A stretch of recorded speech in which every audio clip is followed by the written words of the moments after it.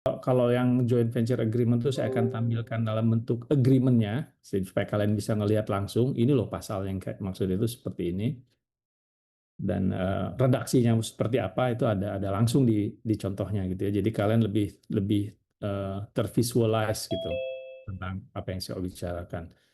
Nah, yang kedua saya akan bicara tentang key provisions untuk perjanjian-perjanjian merger dan akuisisi. Ya. Nah, kalau yang kedua ini kita bentuknya bukan lagi bentuk perjanjian, tapi lebih kepada key provision dan penjelasannya. Dan saya kira di topik yang kedua nanti itu kalian perlu banyak menyiapkan catatan karena di slide-nya itu tidak banyak informasi yang dituliskan, tapi akan banyak yang saya jelaskan. Ya, jadi kalau mau alert dari sekarang, kalau mau mencatat siapkan alat tulisnya atau mau direcord juga silakan. Nah, sedangkan yang ketiga nanti kita eh, menerangkan tugas kelompok, ya. Akan ada briefing tentang tugas kelompok. Kemarin kelompoknya sudah dibagi-bagi dan saya berharap kalian sudah melihat kalian ada di kelompok mana. Dan nanti akan ada pembagian tugas kelompok briefingnya, sorry ya, briefing tentang tugas kelompok masing-masing itu apa, beserta instruksi-instruksi lanjutannya nanti akan disampaikan oleh Kak Clara ya, senior kalian nanti ya.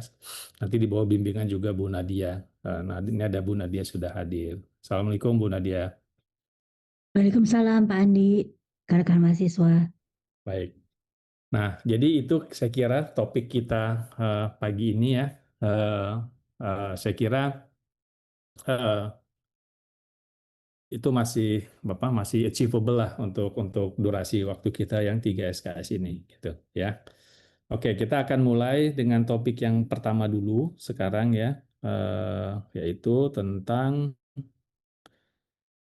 feature feature untuk perjanjian joint venture. Oke,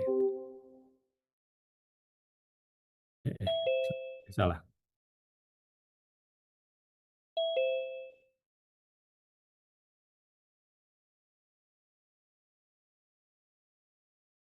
Recording in progress.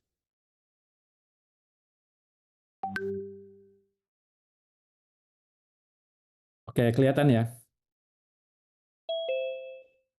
Kelihatan nggak share screen-nya? Terlihat, Pak. Terlihat ya? Oke,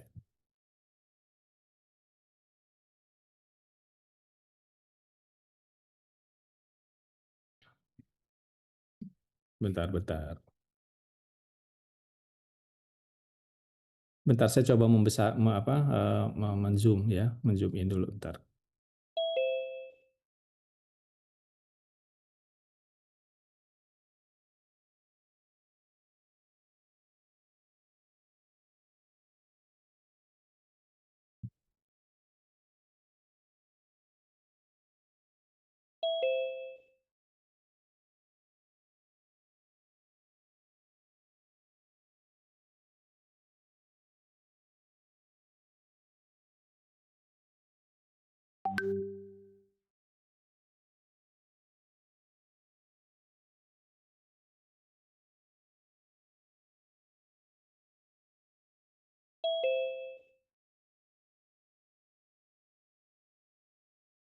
Sa- eh,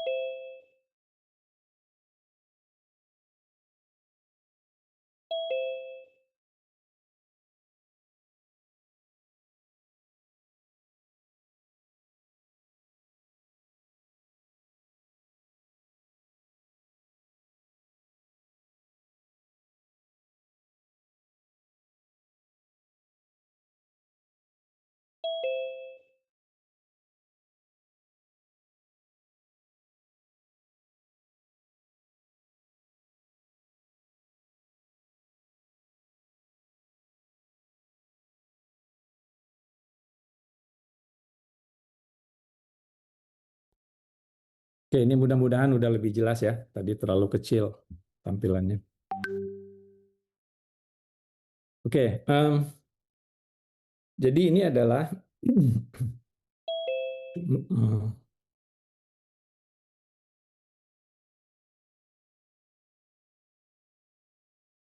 Jadi ini adalah contoh ya, contoh suatu kontrak komersial ya yang sering sekali digunakan dan sering kali dibuat di dalam praktek seorang corporate lawyer gitu ya. Ini adalah perjanjian usaha patungan gitu ya. Nah, atau joint venture agreement gitu ya. Nah, sebelum saya mulai bahas isinya gitu ya, terkadang orang masih suka bingung antara bedanya antara joint venture agreement dengan shareholders agreement. Nah, eh, saya terangkan dulu joint venture agreement itu adalah perjanjian di antara dua pendiri perusahaan, dua calon pendiri perusahaan, ya. Jadi dua calon pendiri perusahaan. Perusahaannya belum terbentuk, misalnya, ya. Nah, mereka ada dua pihak atau lebih yang sepakat untuk bikin perusahaan, untuk melakukan suatu kegiatan bisnis di sektor tertentu, lalu mereka bikin perjanjian, itulah disebutnya joint venture agreement. Nah, kalau kalian pernah dengar istilah, ada perjanjian yang serupa, namanya shareholders agreement atau perjanjian antara pemegang saham. Nah, itu adalah perjanjian di antara dua pemegang saham. Kalau disebut pemegang saham, berarti PT-nya sudah ada. Gitu ya. Nah, jadi eh, di dalam salah satu perbedaan joint venture agreement dengan shareholders agreement, itu mereka dibuat dalam tahapan yang berbeda dalam suatu proses pendirian PT gitu ya. Kalau joint venture agreement itu biasa digunakan sebelum PT-nya berdiri. Kalau shareholders agreement itu PT-nya sudah ada gitu loh. Itu bedanya dari dua dokumen itu. Kalau dari sisi substansi pengaturan itu memang kebanyakan sama. Boleh dibilang 80 sampai 90% itu isinya sama, yaitu mereka mengatur hubungan atau interaksi di antara para pendiri yang nanti akan jadi pemegang saham dan atau hubungan antara pemegang saham dari suatu PT. Jadi interaksi atau relasi antara dua atau lebih dari pihak-pihak yang akan mendirikan PT atau pemegang saham, itulah yang diatur di dalam kedua jenis dokumen tersebut, gitu. Ya, joint venture maupun itu. Nah, bedanya ya, selain dari penggunaan tahapan tadi, satu lagi bedanya adalah di dalam perjanjian usaha patungan, di sini bicara tentang soal proses pendirian perusahaannya, ya. Nanti PT-nya mau dinamain apa, mau modal berapa gitu, mau berusahanya di bidang apa gitu misalnya. Itu semua disebutkan di sana. Karena itu berupa rencana pendirian PT-nya. Nah, lalu nanti bagian berikutnya adalah baru nanti ngomong soal relationship antara dua calon pendiri itu sebelum PT itu berdiri dan sesudah PT itu berdiri. Ya. Nah, itu eh, hal-hal pengantar ya yang kalian harus pahami dulu tentang suatu dokumen. Nah, kenapa saya bicarakan ini? Karena menurut saya sebelum kalian membahas suatu dokumen ya perjanjian kah, agreement, kalian mesti paham dulu itu dokumen gunanya apa dan yang mau diatur itu apa gitu. Ya. Itu yang perlu kalian pahamin. Jadi sebelum baca dokumen, pahamin dulu ini dokumen ini fungsinya sebagai apa nih gitu ya gitu. Nah, nanti yang mau diatur apa gitu. Nah, baru mulai kalau udah ada pemahaman seperti itu, mereviewnya atau memeriksanya atau bahkan membuatnya itu nanti jauh lebih enak ya. Nah, itu pengantarnya ya. Kalau di perjanjian usaha patungan ya, kita akan mulai dengan seperti anatomi kemarin ya. Seperti anatomi kemarin, kita akan lihat ada bagian para pihaknya. Di sini yang dicontohkan ini adalah cuma dua pihak saja gitu ya, untuk kesederhanaan atau simplicity gitu. Kalau dalam prakteknya ini bisa jadi lebih dari dua, kemungkinan lebih dari dua pihak itu sangat mungkin gitu ya. Ada yang tiga, ada yang empat, ada yang lima gitu, tergantung dari mereka yang berminat untuk membuat kesepakatan gitu ya. Tuh. Nah, ini adalah bagian pembuka. Kalau kita kaitkan dengan anatomi kemarin ya, ini adalah bagian bagian pendahuluan dengan subbagian pembuka gitu kan. Di sini ada subbagian para pihak dan ada subbagian penjelasan atau informasi gitu ya di situ. Jadi kalau kalian lihat dari kelas anatomi kemarin sudah kita bahas elemen-elemennya, ini adalah contoh-contoh yang konkretnya gitu ya kayak gitu. Nah, jadi ini tentang ABC, salah satu pihaknya ABC dengan CDE gitu ya. Itu para pihaknya mereka pengen bikin apa. Nah, di sini bagian penjelasan ini seperti kemarin di teori tentang anatominya dijelaskan informasi-informasi pokok yang biasanya ada di dalam bagian penjelasan, yaitu tentang informasi lebih lanjut dari para pihaknya, tentang keahliannya mereka gitu ya, lalu tentang keinginannya mereka terhadap agreement ini gitu ya. Nah, itulah yang diatur ya informasi. Ingat di dalam bagian pendahuluan ini, di bagian penjelasan ini sifatnya informasi ya.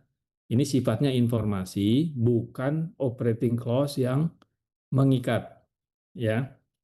Nah, ini harus dipahamin. Nah, ini saya tekankan berkali-kali supaya kalian dapat grip yang solid gitu ya, supaya jangan mau mengatur nanti operating clause yang sifatnya binding, kalian malah taruhnya di sini gitu ya, itu bukan. Oke. Nah, lalu bagian berikutnya dari perjanjian ini itu adalah mulai dari operating clause ya. Operating clause ini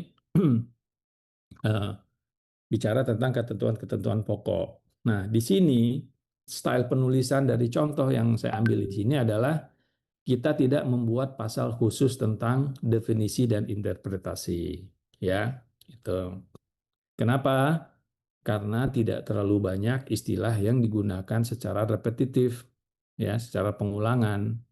Dan kalaupun ada, itu bisa kita langsung masukkan ke dalam pasal-pasal yang terkait langsung gitu ya. Dan ini adalah style atau gaya penulisan gitu ya. Tentang kemarin kan di teori saya sudah jelaskan kalau pasal definisi dan interpretasi itu penulisannya macam-macam. Ada yang langsung di pasal 1, ada yang jadi lampiran, ada yang spread out throughout the dokumennya gitu kayak gitu ya. Nah, ini adalah yang spread out, ada yang menyebar ke seluruh di dokumennya ya. Dan ada plus minusnya dari masing-masing style. Kalau dari cara yang kita pilih sekarang ini bisa lebih on point peletakan definisinya gitu loh. Udah jelas ini makainya di mana gitu mulai dari. Nah, itu kira-kira salah. Tapi kekurangannya adalah terkadang kita suka miss gitu, yang harusnya kita pakai define term jadi enggak gitu kayak gitu. Itu yang kadang-kadang ya, semua masing-masing ada dari style itu kadang suka ada plus minusnya. Nah, di sini pasal 1 kita langsung bicara soal proses pendirian. Nah, ini yang tadi saya maksud, ini adalah fitur yang membedakan suatu GVA dengan SHA. SHA itu shareholders agreement ya. Ini yang membedakan ya. Di sini kalau GVA kita masih bicara soal pendirian PT-nya ya. Kenapa? Karena PT-nya belum terbentuk gitu loh ya. Kalau SHA kita nggak lagi bicara soal pendirian PT karena PT-nya sudah terbentuk ya. Makanya disebutnya shareholders agreement atau perjanjian pemegang saham gitu loh ya. Nah, di sini kita bicara soal pendirian PT tentang timeline-nya. Kapan itu harus didirikan ya, timeline-nya. Lalu di sini namanya gitu kan ya. Nah, ini contoh redaksi dari nama ini adalah seperti ini yang umum digunakan. Ada satu nama, tapi lalu dibuka juga kemungkinan nama lain gitu ya, yang memang disetujui oleh otoritas ya dan disepakati oleh para pihak. Karena nama PT itu kan kalau udah ada yang pakai atau belong to certain group of company gitu, karena nggak bisa dipakai gitu misalnya ya, karena ada ada terkait dengan IPR-nya, dengan HKI-nya gitu ya kayak gitu. Jadi, nah terkadang para pihak udah milih satu nama tapi nggak berhasil, dia harus coba nama lain gitu. Makanya ada frase atau ini ya, atau bla bla bla gitu ya. Nah, Lalu informasi tentang perusahaan didirikan, nanti mau alamatnya mau di mana gitu ya, kayak gitu. Nah, terus lingkup usahanya gitu ya, lingkup usahanya seperti ini gitu ya, maksud dan tujuan. Nah, terkait dengan maksud dan tujuan ini gitu ya, penulisannya gitu ya, saat ini gitu ya, sudah banyak yang mengacu spesifik kepada KBLI ya, nomor KBLI yang untuk kegiatan yang mau dilakukan gitu ya. Kalau ini belum gitu ya, ini masih generik. Nah, tapi pada waktu ini nanti dituangkan ke dalam anggaran dasar ya tentang maksud dan tujuan, ini akan nanti dimasukkan nomor KBLI-nya ya. Nah, di sini dalam contoh ini kebetulan ini ada tahapan gitu ya. Nah, biasa dalam joint venture itu ada tahapan untuk kegiatan usahanya mereka gitu ya. Nah, dari joint venture ini itu biasa ya. Jadi joint venture itu terkadang mereka tidak dibuat hanya untuk satu tahapan atau satu cycle bisnis saja, tapi untuk multiple cycle atau multiple stage itu diatur di sana gitu ya. Nah, untuk contoh ini ada tahapan satu. Yang tahap satu adalah pendiriannya gitu ya. Lalu yang untuk tahap duanya adalah eh, apa eh, pendirian pabriknya gitu ya. Nah, kalau kalau ini pasti ada ceritanya. Nah, ini terkait dengan rencana bisnisnya si perusahaan gitu ya, para pihak gitu. Nah, di sini kebetulan skemanya adalah ini para pihak ingin menjajaki potensi pasar Indonesia terhadap produk semen anti air gitu misalnya ya. Nah, itu mereka pengen menjajaki. Nah, cuma mau invest di bidang itu. Cuma waktu itu strategi bisnisnya adalah kita pengen tes dulu pasarnya gimana nih gitu ya. Nah, pada cara ngetes pasar ini adalah mereka tidak langsung invest bikin pabrik. Jadi mereka masuk dulu sebagai trader gitu ya. Dia impor dulu barangnya, lalu dia jual gitu kan selama beberapa tahun. Nah, ini memang strategi bisnis.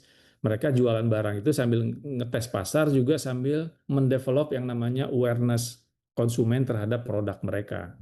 Ya, gitu. Jadi memang strategi orang dagang. Maka kalau barang ini termasuk inovatif, itu kan belum banyak orang yang kenal. Nah, mereka perlu mengenalkan barang itu dengan cara menghadirkan dan juga banyak promosi biasanya ya, ada iklan-iklan gitu kan, terus ada event-event marketing gitu ya untuk mengenalkan produk-produk mereka gitu ya, sambil juga nanti ikut-ikut dalam tender proyek gitu misalnya. Nanti kalau dapat proyek untuk pembangunan gitu ya pakai bahan baku mereka nanti itu jadi semacam bahan promosinya gitu-gitu. Nah, itu namanya entrance strategi kalau dari sisi bisnisnya gitu ya. Entrance strateginya itu begitu. Nah, lalu nanti kalau harapannya kalau ternyata nanti dalam misalnya 3 tahun kah atau 5 tahun nanti mereka akan menyepakati waktunya. Kalau dalam waktu tersebut pasar sudah terbangun, bisnis sudah solid, lebih stabil, masyarakat juga sudah lebih aware, lalu juga melihat eh, produk saingannya juga masih belum banyak gitu misalnya. Nah, maka mereka baru mau masuk tahap kedua. Nih tahap kedua ini adalah mereka mau bikin pabrik gitu ya, ceritanya mau bikin pabrik untuk memproduksi produk-produk tersebut gitu ya. Nah, ini contohnya ya. Nah, skema-skema bisnis begini gitu ya. Ini tentunya kalau kalau kita mendengar penjelasan dari para pelaku bisnisnya, bahasanya tidak seperti itu. Nah, tapi tugas kita sebagai drafter itu harus bisa memahami apa yang dari intensi mereka, lalu menuangkannya di dalam draft ini. Kalau kalian kan baca, oh ya enak nih udah tahap 1 sama tahap 2 gitu kan. Tapi kalau dalam realitanya, mereka nggak akan secara eksplisit menegaskan, oh ini akan ada tahap 1, ada tahap 2, ada tahap berapa gitu. Itu biasanya setelah kita mendengar gitu ya, seorang drafter yang mendengar, lalu mereka akan coba untuk menyimpulkan apa yang mereka pahami dan lalu mengusulkan gitu kepada para pihak. kalau gitu kita bagi 2 tahap aja ya Pak begini, atau kita bagi 3 tahap aja, 1, 2, 3. Oh oke, jangan ya. Itu baru dari diskusi baru mereka. Nah ini adalah hasil atau produk dari proses itu gitu ya. Jadi again pada waktu kita mendengarkan paparan dari para pihak yang akan melakukan usaha ini, mereka bicaranya dari bahasa-bahasa bisnis ya. Mereka tidak bicara bahasa hukum, apalagi struktur dokumen, enggak gitu ya. Di kepala mereka enggak ada tuh struktur dokumen ini mau buatnya seperti apa gitu, enggak. Itu tugasnya seorang lawyer gitu. Seorang drafter nanti akan membuatkan struktur dokumennya gitu ya. Struktur dokumen yang bisa digunakan untuk melaksanakan rencana bisnis mereka gitu. Ya. Ingat, itu tugasnya lawyer ya. Oke. Nah, setelah bicara soal maksud dan tujuannya gitu ya, lalu mereka bicara role and responsibility-nya ya, peran dan tanggung jawab dari para pihaknya ya, masing-masing apa nih gitu kan ya. Apa biasanya ini mereka bagi nih satu pihak apa, satu dua pihak lain apa gitu ya. Nah, cuma kalau dari sini mereka sepakat untuk udah sama-sama aja deh gitu ya, sama-sama aja gitu bareng-bareng. Itu juga nggak masalah. Jadi kadang kalau sama-sama begini apa tidak ada suatu proses negosiasi biasanya dalam pembahasannya ya.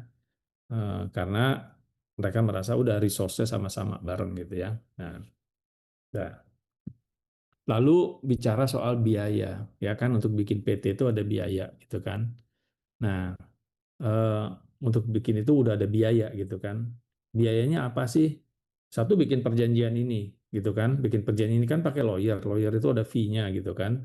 Nah, terus dalam untuk bikin perjanjian ini kan ada proses negosiasi segala macam gitu kan ya. Mungkin mereka meeting kah atau diskusi kah di mana gitu. Itu biaya. Yang kedua, biaya pendirian PT-nya. Itu kan pakai notaris. Nah, notaris itu juga kan nanti kan ada biayanya gitu kan. Nanti dia akan membuatkan anggaran dasar. Ya, anggaran dasar PT. Anggaran dasar PT itu nanti akan merefleksikan isi dari joint venture agreement ini sepanjang yang ingin mereka ungkapkan di dalam anggaran dasar gitu ya. Nah, itu notaris tuh, biaya notaris. Lalu nanti ada biaya pengurusan perizinan gitu ya segala. Nah, jadi itu sampai dapat pengesahan gitu ya, sama dapat perizinan pokok. Perizinan pokok itu apa sih? Kayak NPWP gitu ya, NIB gitu ya. Itu adalah perizinan-perizinan sifatnya pokok ya. Nah, itu adalah momen ya di mana pengaturan tentang biaya sebelum pendirian. Jadi definisi sebelum pendirian ini pada dasarnya adalah sebelum PT itu sah menjadi badan hukum ya. Jadi dalam hal ini sudah diperolehnya pengesahan dari Kementerian Hukum ya. Nah, biaya-biaya yang keluar sebelum periode itu diaturlah di sini ya, gitu ya. Nah, biaya-biaya di atas nanti akan istilahnya itu di reimburse ya, dibayarkan kembali oleh perusahaan patungan gitu loh ya. Istilahnya di reimburse ya. Nah, tapi di sini para pihak itu biasanya adalah sorry ya. Di sini para pihak biasanya menspesify biaya-biaya apa atau biaya dan pengeluaran sebelum pendirian itu apa saja, itu diatur di sini ya, supaya jangan kemana-mana nanti gitu ya, biaya entertainment lah masuk gitu ya, biaya traveling yang nggak perlu masuk gitu gitu, yang nggak terkait langsung sama pendirian PT, jadi dimasukin sebagai biaya diklaim, nah itu enggak gitu ya. Jadi untuk menghindari nanti perselisihan terhadap klaim atas biaya-biaya yang akan direimburse, maka di specify ya, disebutkan oh ini loh biaya yang kita sepakati sebagai biaya sebelum pendirian. Kalau bahasa Inggrisnya itu namanya pre-incorporation expenses ya. Nah, biaya itu kita sepakati apa aja jenis-jenisnya gitu supaya nanti jangan ada dispute, nanti pihak ABC klaimnya oh ini biaya padahal itu bukan, belum tentu itu terkait langsung dengan pendirian PT. Misalnya dia meeting mau meeting gitu di Singapura gitu untuk bikin PT gitu kan. Oh ini saya klaim biaya tiket, tapi ternyata dia meetingnya ngajak keluarganya gitu misalnya gitu kan.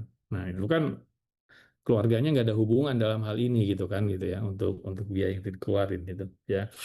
Nah hal-hal seperti itu yang nanti harus ditegaskan. Kadang-kadang ada juga yang mengapa menetapkan batas atas atau cap istilahnya ya atas biaya ini. Jadi sepanjang artinya apa? Oke, kita netapin maksimal biaya pre-incorporation expenses adalah sekian. Nah, kalau nanti ternyata lebih, kita perlu duduk lagi untuk ngomongin gitu loh ya. Sepakatin dulu sebelum biaya itu dikeluarin gitu.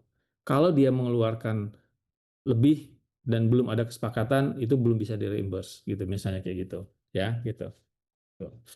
Di reimburse-nya ke siapa? Di reimburse-nya adalah ke perusahaan. Jadi nanti itu dalam buku punya perusahaan nanti akan diakui sebagai biaya gitu ya, pendirian PT-nya itu sendiri ya. Dan mereka akan mencatatkan semacam kayak utang kepada para pendiri gitu ya atas biaya-biaya tersebut sampai utang itu dilunasin gitu ya. Ya, itu kira-kira. Nah, itu tentang biaya itu yang mengatur. Lalu juga bicara tentang eh, modal, ya, tentang modal. Nah, nah sebenarnya kalau dibilang modal, ya, kalau dalam dunia bisnis ini kalian harus hati-hati ya.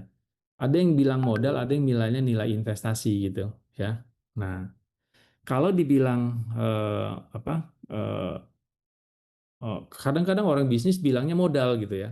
Kalau mereka bilang modal, dalam terminologi hukum itu belum tentu modal disetor, modal ditempatkan yang ada di dalam akte ya. Belum, bukan.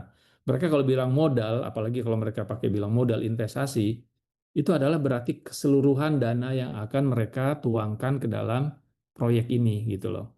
Ya.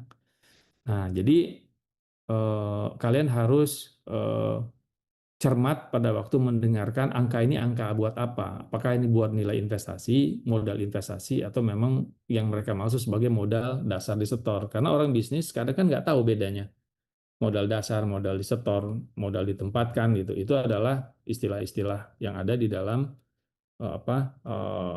undang-undang PT kita gitu kan, yang akan dituangkan dalam satu akta. Tapi buat mereka orang orang pengusaha itu mikirnya adalah untuk proyek ini perlu dana sekian gitu, ya. Nah, maka itu kadang suka disebutkan adalah ada yang bilang modal perusahaan patungan, ada yang bilang nilai investasi gitu ya. Gitu, ya. Nah, nilai investasi itu biasanya ditetapkan. Nah, jadi kalau kita lihat di situ ya, kebetulan di dalam contoh ini kita buat simple bahwa nilai investasi tahap satunya 40 M, nah itu langsung dijadikan sebagai modal gitu kan, modal store. Tapi dalam apa? Dalam praktek kalau yang disebutkan itu adalah modal investasi ya, maka nanti modal investasi itu nanti akan diatur lagi sumbernya dari mana nanti ya. Apakah modal kalau dibilang modal investasi apakah 40 M itu nanti akan dari para pendiri semuanya gitu ya. Para pendiri nanti masukin ke PT sebagai setoran modalnya mereka gitu kan. Atau nanti ada kombinasi antara modal dengan utang gitu. Ya, dengan utang. Jadi pinjaman gitu ya. Nah, pinjaman ini bisa dari pihak ketiga gitu kan, bisa dari bank gitu atau lembaga keuangan atau perusahaan apa investasi gitu ya, modal ventura kah gitu misalnya. Atau bisa juga dari para pendirinya. Jadi pendiri ngasih uang, tapi mereka tidak memberikannya sebagai setoran modal mereka, tapi sebagai pinjaman gitu. Bisa juga. Jadi pendiri memberikan ada bagian mereka uang mereka yang disetorkan sebagai ekuitas, sebagai modal, ada juga nanti bagian dari uang mereka yang setorkan sebagai pinjaman. Namanya biasanya pinjaman pendiri atau pinjaman pemegang saham. Ya, kalau nanti diberikannya sesudah PT-nya berdiri gitu. Ya.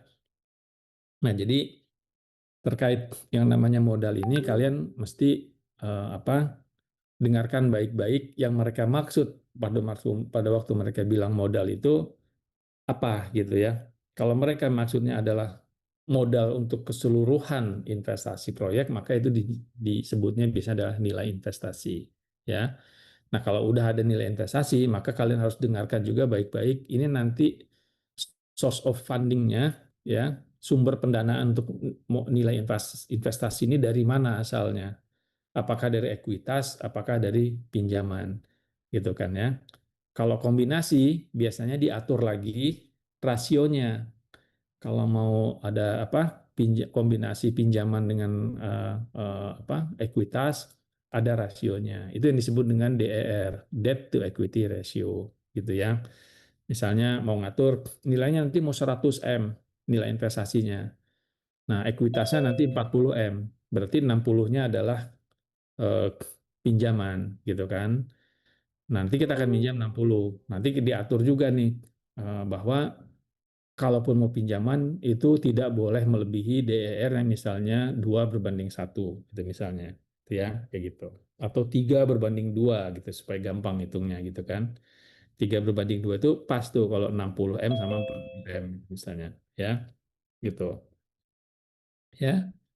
Nah, ini adalah tentang modal, ya, dalam satu PT. Lalu nanti di sini ngatur tentang sertifikat saham, pemegang saham. Nah, ini dari sini nih nanti nih, ya. Dari pasal 2 dan seterusnya ini fiturnya nanti sudah mirip dengan yang namanya SHA tadi yang saya bilang, gitu ya. Nah, fitur nomor 1 dan 2 ini udah bicara SHA. Yang bedakan adalah yang di pasal 1 tentang pendirian PT-nya. Kalau di SHA nanti itu tidak lagi bicara soal pendirian karena PT-nya sudah ada, gitu ya. Nah, mulainya dari sini, gitu ya. Nah, sekarang ya.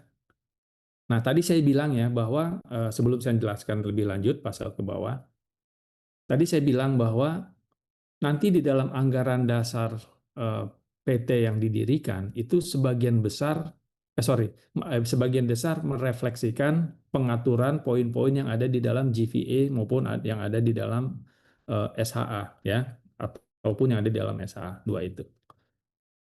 Sekarang saya mau cek dikit nih sama mahasiswa nih, coba volunteer ya, jawab ya. Ada yang tahu nggak bedanya joint venture agreement atau shareholders agreement dengan anggaran dasar dalam suatu PT? Ada yang tahu nggak? Ada yang udah tahu atau belum? Bedanya apa di antara dua dokumen itu? Gitu, ya. Karena saya pengen tahu dulu, kalian jangan sampai nanti saya jelaskan lebih lanjut, ngomong banyak anggaran dasar, ngomong GVA, ngomong SH, tapi kalian masih nggak mudeng tuh antara bedanya. Coba, ada yang volunteer nggak? Apa bedanya antara eh, joint venture GVA atau SHA dengan anggaran dasar? Kan yang diatur sama juga hubungan antara di antara kan anggaran dasar itu dokumen yang mengatur hubungan antara pemegang saham juga kewenangan-kewenangan fungsi dan tugas organ perseroan. Itu juga diatur di dalam GVA sama SHA gitu. Tapi bedanya apa di antara dua itu? Coba volunteer. Putih. Silakan Putih. Oh, mungkin tadi Raja kayaknya udah duluan angkat tangannya, Pak Andi. Oh, Raja. Iya. Oh, Raja, silakan Raja. Tadi. Baik, Pak. Terima kasih. Saya izin coba jawab. Pada hakikatnya, mau GVA sama anggaran dasar sama-sama perjanjian. Maksudnya kalau anggaran dasar, kalau GVA itu kan perjanjian pendirian, sementara anggaran dasar itu bagian dari akte pendirian yang akan diserahkan kepada Menteri Hukum untuk memperoleh status badan hukum. Nah, kalau untuk kekuatan hukumnya, jika dibandingkan, jika akan merefer, mak GVA itu dapat sorry, anggaran dasar itu lebih kuat daripada GVA, tapi harus merefer ke anggaran dasar yang telah mengalami perubahan gitu. Karena anggaran dasar itu sebenarnya tidak bisa disebut perjanjian juga untuk yang kedepannya, maksudnya perubahan-perubahan, karena keputusannya tuh bisa jadi tidak diperoleh melalui kesepakatan melalui dari keputusan RUPS yang dapat berasal dari voting. Mungkin pahaman saya begitu, Pak. Oke, terima kasih Raja. Coba Putih, kamu ada yang mau tambahin nggak tadi? Nanti saya akan rangkumkan ya. Iya Pak, sebenarnya kurang lebih sama sih Pak. Saya setuju dengan jawaban dari Raja juga, di mana kalau untuk GVA atau shareholders agreement itu dia itu sifatnya sebagai perjanjian antara pendiri dari joint venture company itu sendiri. Sedangkan kalau misalnya dia mau menindaklanjuti itu untuk mendirikan suatu badan hukum yang ibaratnya di legal sesuai dengan peraturan hukum, dia harus menotarize perjanjian itu dalam bentuk suatu akta yang kemudian menjadi bagian dari akta pendirian itu, Pak. Nah, jadi kalau menurut saya sendiri sebenarnya anggaran dasar ini merupakan dalam suatu kata adalah tindak lanjut dari UU PT itu sendiri. Jadi dia menjadi konstitusi, bisa dibilang konstitusi dari perusahaan itu, sedangkan kalau misalnya SHA atau JVA itu masih bersifat agreement aja antara pendirinya gitu, Pak. Mungkin yang bisa saya tambahkan itu. Oke, terima kasih buat Raja sama Putih ya. Oke. Tenang, yang lain nanti akan ada kesempatan, tapi saya tutup dulu untuk diskusi ini. Saya hanya memastikan bahwa kalian paham. Sepertinya tadi sudah, kalau dengar jawabannya, saya kira ada